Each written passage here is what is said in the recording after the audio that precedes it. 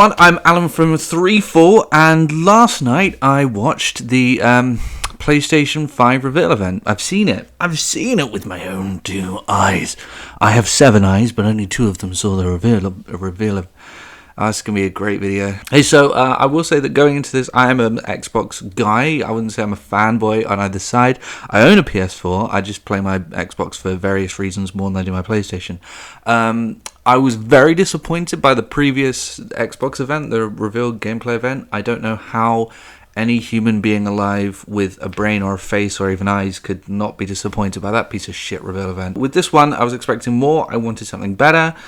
I can now chalk up 2 disappointing Reveal events for this next generation now.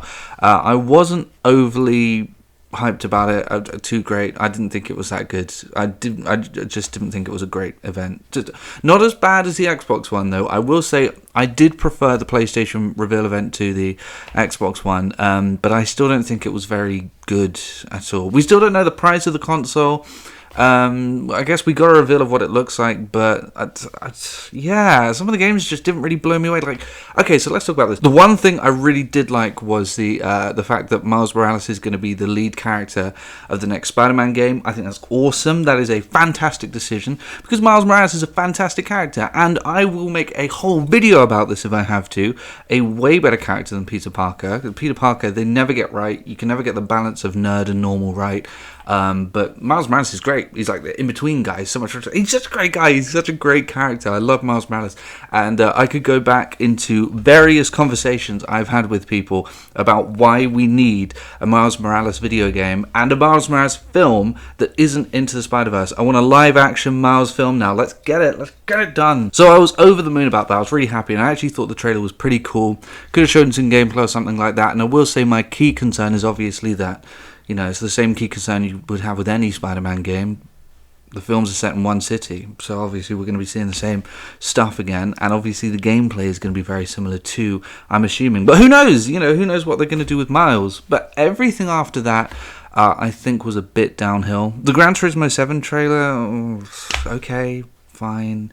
It's a generic racing game. I mean, the graphics looked okay, but the gameplay's never been exciting enough in Gran Turismo for me. That's why I play Forza, because it's just more exciting when it comes to racing games. It doesn't look as though they're doing anything different. The gameplay itself looks the same as it's always been. It's Gran Turismo, who cares? Resident Evil 8, I think, looks really cool. I like the setting. It looks kind of like as though it's harkening back to the Resident Evil 4 days, but in first person. It's called Village, which, yeah, I actually think that's a cool name. I watched it with Luke. Luke didn't think it was a cool name. He didn't really like it.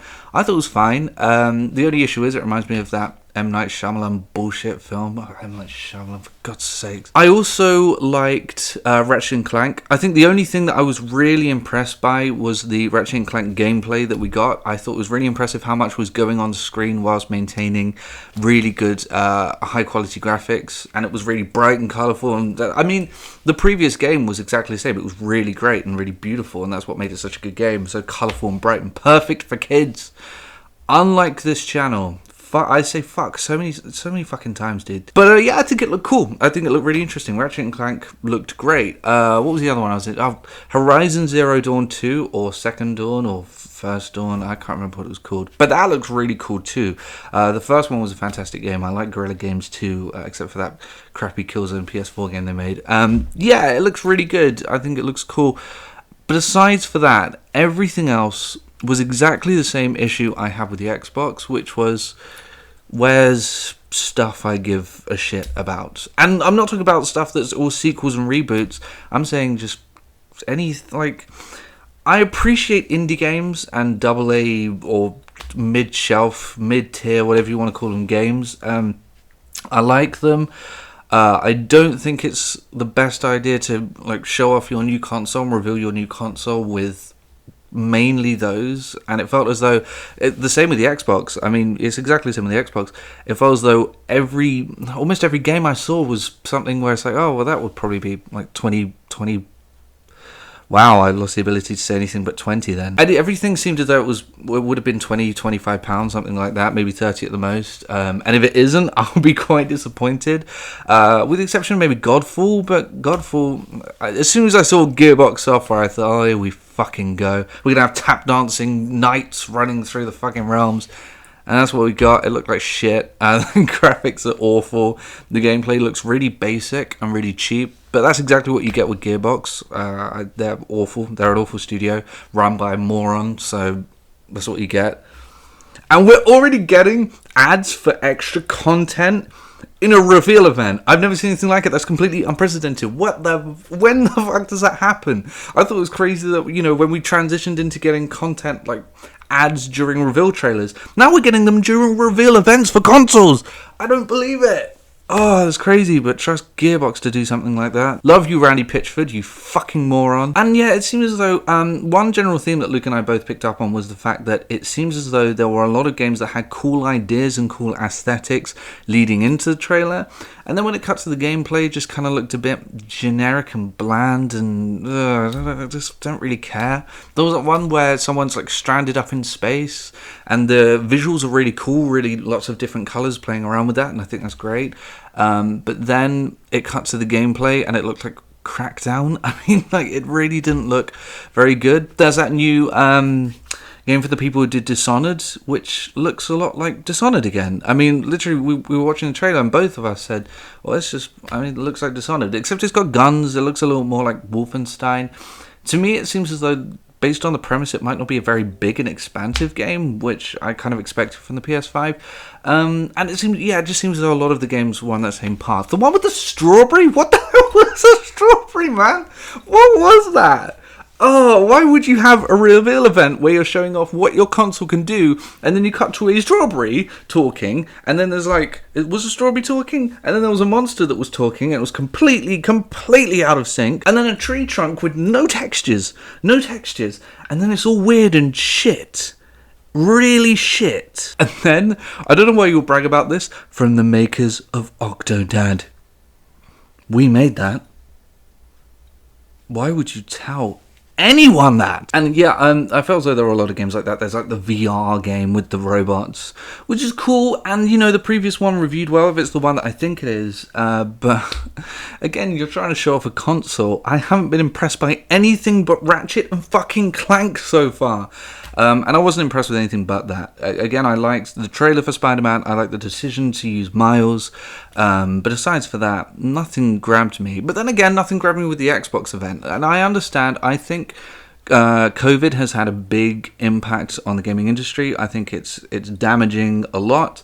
I do think that trailers are produced closer to the event that they're shown on than you might think, based on a lot of gaming sort of documentaries I've watched.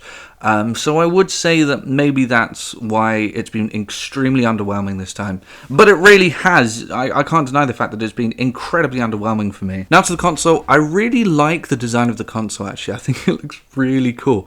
I feel the same way about consoles that I do about cars, where it's just like, I want it to look stupid. I want it to look dumb. I want it to look like a toy, silly, over the top. I don't want this nice, sleek, slender, nice circular thing. I want it to look like you could shoot laser beams out of it. That's what I want.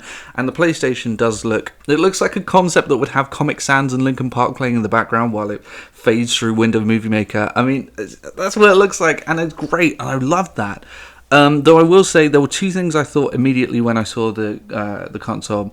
The first thing is, wow, that looks amazing. Secondly, my God, that's going to overheat so easily.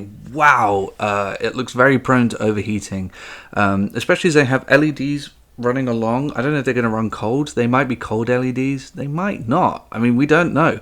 And don't forget, you're buying a new console with lots of new hardware, and it just doesn't look very well ventilated to me. And it's small. It looks really tight and compact and small. And given how much is going to be in there, don't forget you're going to have more things to make the console heat than you do in your PS4. So that is going to be concerning. I don't think I would want to buy one on day one. I don't even know if I'm going to buy a Series X on day one, honestly. There's so many teething problems with new consoles. But this is a bit of an exception. Based on its design, I don't think I'm going to want to do that. I want it on my shelf, though, because it's beautiful, and I think it looks gorgeous. But not yet. Not until they solve the inevitable issues. There are going to be issues with the new console. You should bear that in mind when you're going into it. So that's what I thought overall. Very disappointing. Not as disappointing as the Xbox's launch. We've got one more. We've got another Series X launch, which I definitely will be covering, either on here or on my personal channel, because they're going to be showing off Halo Infinite gameplay, and I'm going to have a fucking bitch about that. I'm going to throw my fucking mic out the window. I promise you. Anyway, I'll see everyone later.